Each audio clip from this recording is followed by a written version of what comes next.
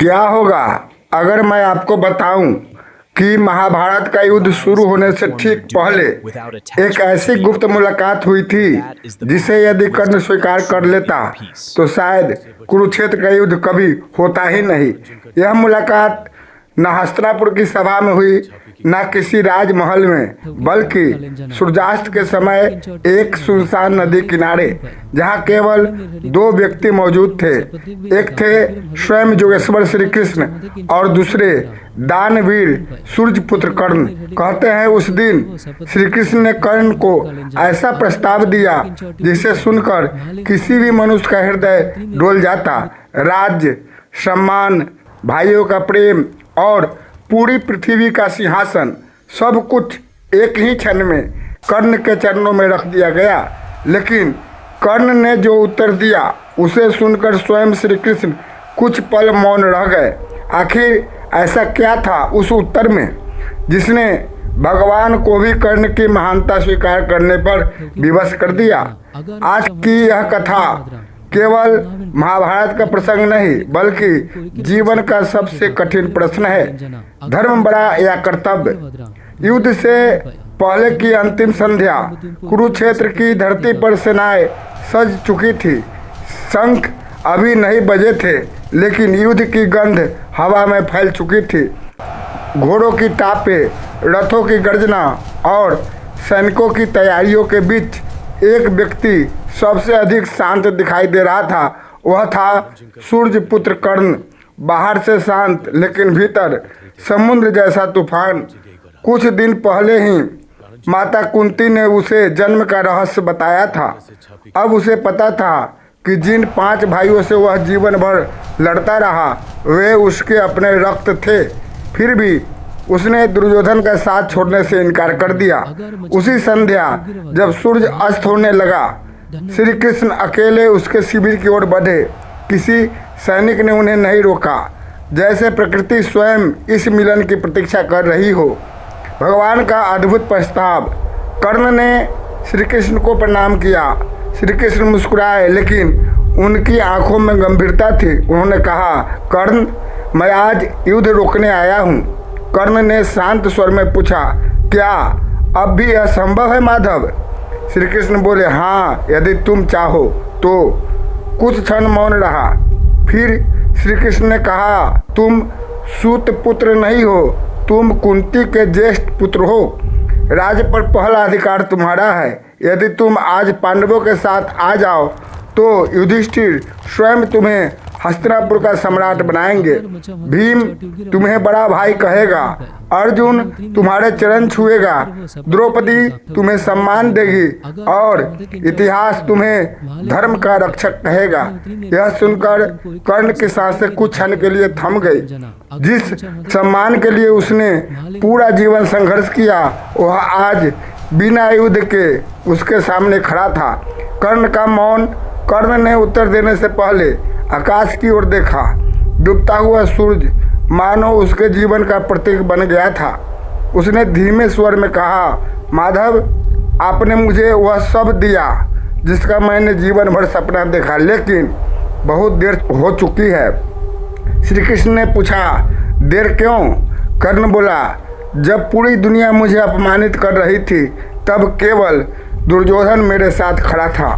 आज यदि मैं उसे छोड़ दूं तो संसार चाहे मुझे धर्मात्मा कहे लेकिन मेरी आत्मा मुझे कभी क्षमा नहीं करेगी। श्री कृष्ण ने पहली बार कर्ण के भीतर के दर्द को पूरी तरह महसूस किया। एक ऐसा प्रश्न जिसने भगवान को भी मौन कर दिया। कर्ण ने श्री कृष्ण से पूछा, माधव, यदि आज मैं आपके साथ चला जाऊं तो क्या यह धर्म होगा या विश्वासघात? श्री कृष्ण कुछ पल शांत रहे, फिर बोले, यही कारण है कर्ण कि तुम साधारण योद्धा नहीं हो। तुम्हारी सबसे बड़ी शक्ति तुम्हारा धनुष नहीं, तुम्हारा चरित्र है। कर्ण की आंखें भर आई। उसने कहा, मैं जानता हूँ दुर्योधन का मार्ग अधर्म है, लेकिन उसने मेरे साथ धर्म निभाया है। यही वह क्षण था जहाँ महाभारत केवल युद्ध नहीं रहा बल्कि मनुष्य के भीतर चलने वाला सबसे बड़ा संघर्ष बन गया।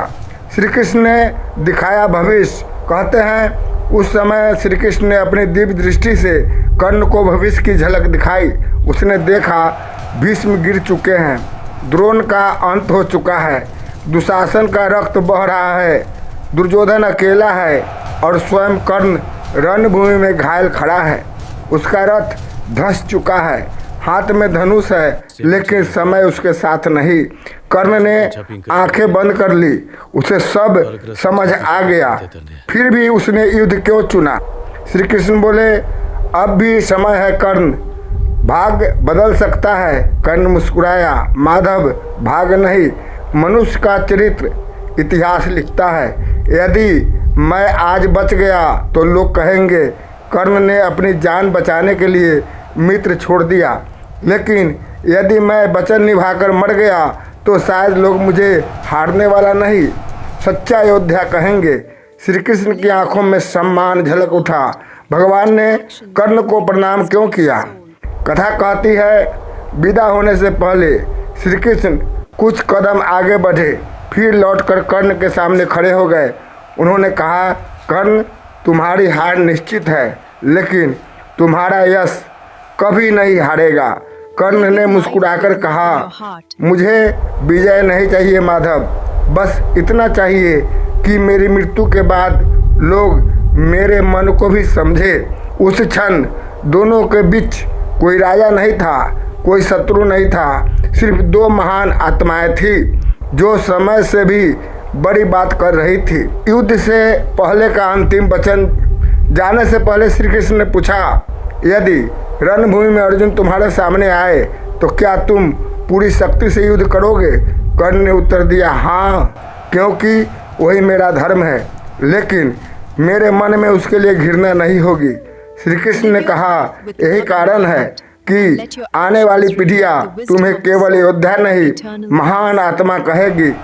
अगली सुबह कुरुक्षेत्र में शंख बजा, इतिहास बदलने वाला युद्ध शुरू हो गया। लेकिन उस युद्ध से पहले जो संवाद श्री कृष्ण और कर्ण के बीच हुआ, वह आज भी हमें सिखाता है कि जीवन में सबसे कठिन लड़ाई दूसरों से नहीं, अपने भीतर के निर्णयों से होती है। कर्ण हार गया, लेकिन उसका चरित्र अमर हो गया और श्री कृष्ण जीत गए, क्योंकि धर्म की विजय हुई।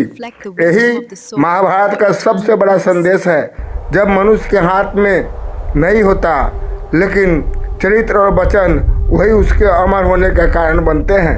यदि यह कथा आपके हृदय को छू गई तो कमेंट में अवश्य लिखे, जय श्री कृष्ण, जय दानवीर कर्ण। और सनातन धर्म की ऐसी ही रहस्यमय, प्रेरणादायक और ज्ञानवर्धक कथाओं के लिए झलक दिव्य ज्ञान से जुड़े रहिए। हर हर महादेव, जय श्री कृष्णा।